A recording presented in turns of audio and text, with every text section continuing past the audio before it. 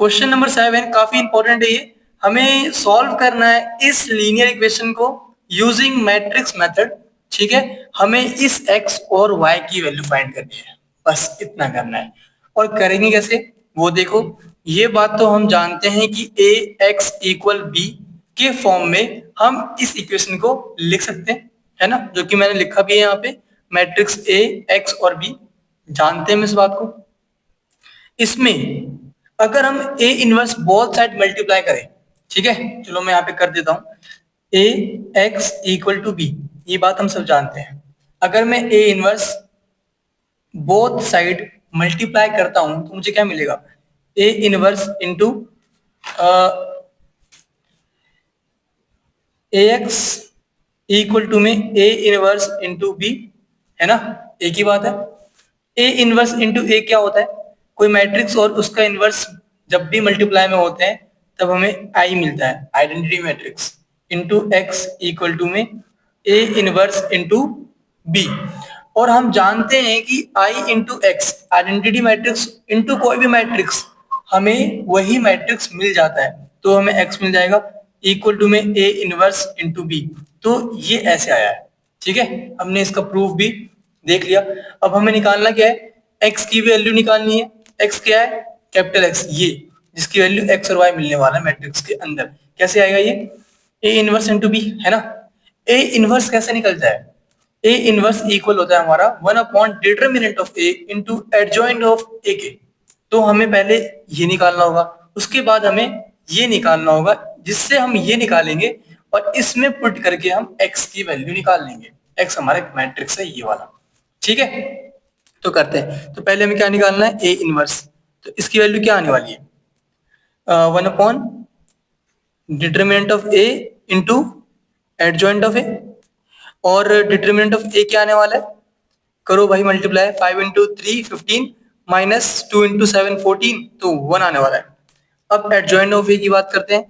Adjoint of ए क्या आएगा हमारे पास? ये तो 2x2 मैट्रिक्स है, तो ये निकालना काफी इजी है। आपको मैंने ट्रिक बताई थी निकालने के लिए।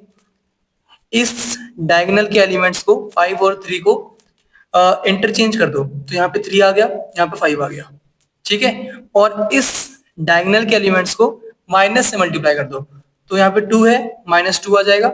7 है, माइनस का 7 आ जाएगा। ये हमारे पास एक मैट्रिक्स आ गया, जो कि क्या है? एडजॉइंट ऑफ ए। तो ये आ चुका है, ये आ चुका है, तो मतलब ए इनवर्स तो हमने निकाल लिया है।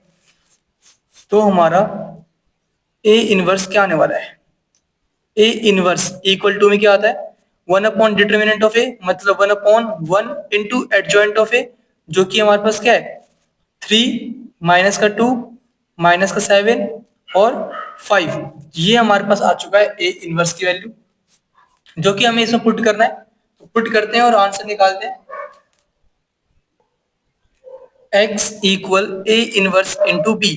तो x की वैल्यू क्या है हमारे पास? ये एक्स वाई है ना, x और y। ये गलती से मैंने यहाँ पे ये डाल दिया है, हटा दो उसको। x y इक्वल टू में क्या होगा?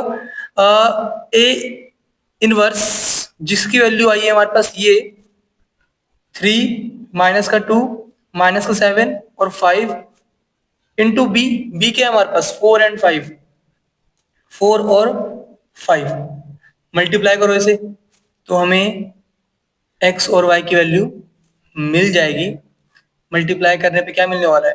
रो इंटू कॉलम करना होता है। 3 इंटू 4 12, -2 इंटू 5 माइनस का 10, -7 इंटू 4 -28, 5 इंटू 5 प्लस का 25। ये क्या आ गया हमारे पास?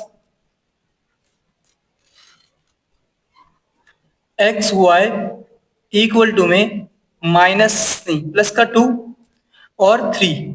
तो on comparing both side compare कर लो। x इक्वल टू 2 आ गया, y इज इक्वल टू 3 आ गया, बस ये हमारा आंसर है।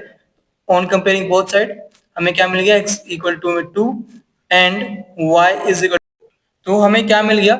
x इक्वल टू में 2 और y इक्वल टू में -3, क्योंकि -28 + 25 -3 आता है, ठीक है। यहाँ सही कर लो इसे, ओके।